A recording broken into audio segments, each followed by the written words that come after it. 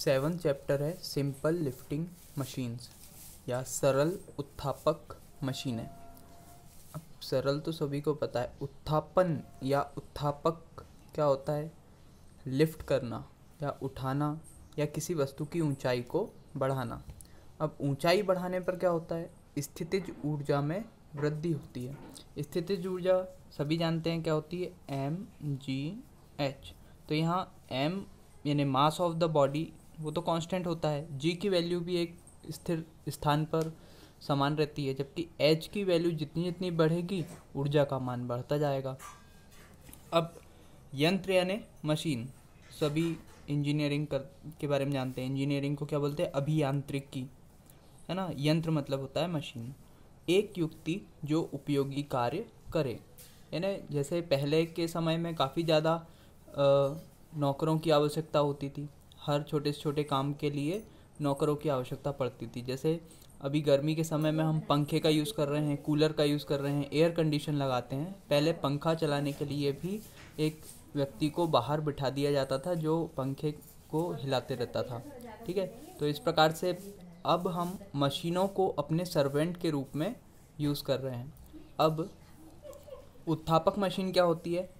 एक मशीन जिसकी सहायता से कम आयास लगाकर अधिक भारी कार्य किया जाता है या अधिक भारी भार उठाया जाता है। जैसे कि स्क्रू जैक, सभी ने देखा होगा।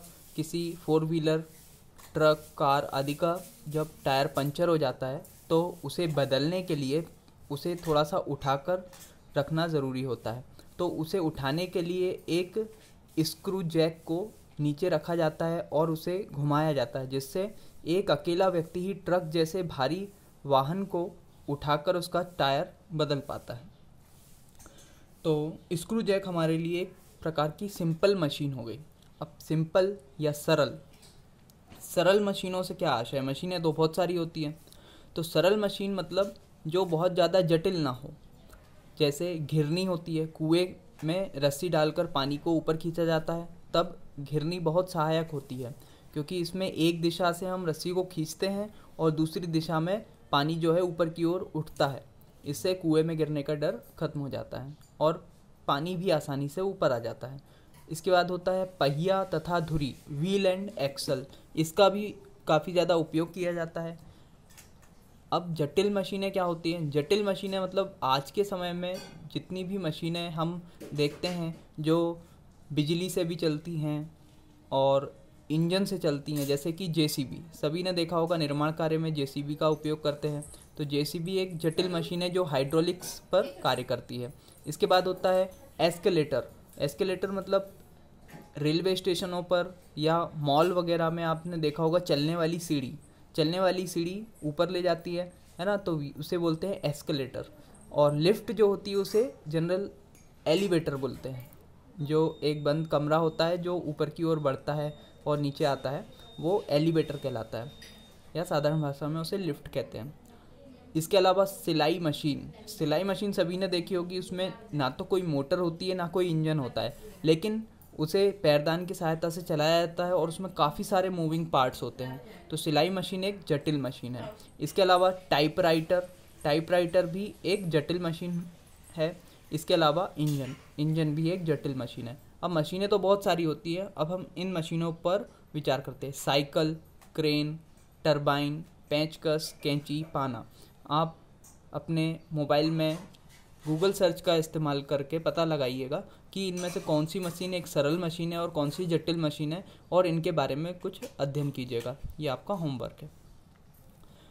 अब हम बात करते हैं एक आदर्श मशीन की। आदर्श मशीन क्या होती है? इंग्लिश में बोलेंगे आइडियल मशीन। जब घर्षण शून्य हो जाए, या हम घर्षण शून्य होने की कल्पना यदि करते हैं, तब की कंडीशन में इनपुट जो है वो आउटपुट के बराबर हो जाता है। इनपुट क्या है? जब हम यंत्र के ऊपर कार्य करते हैं तो वो इनपुट होता है, और यंत्र उस कार्य का इस्तेमाल करके हमारे लिए कुछ आउटपुट देता है या हमारे लिए कुछ कार्य करता है, तो वो क्या होता है? आउटपुट।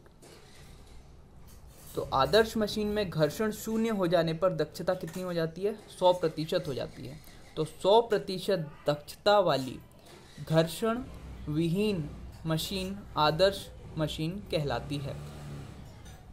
इसमें क्या हो जाएगा, यंत्र पर जो हम कार्य करते हैं वो एफर्ट के द्वारा करते हैं, एफर्ट यानी आयास, तो आयास गुणा आयास द्वारा चली गई दूरी या आयास का विस्थापन, और यंत्र द्वारा किया गया कार्य, जो यंत्र है वो लोड को उठाता है, तो लोड यानी भार गुणा भार का विस्थापन या भार का उत्थापन, यानी जितना भी भार ऊंचाई पर उठ रहा है।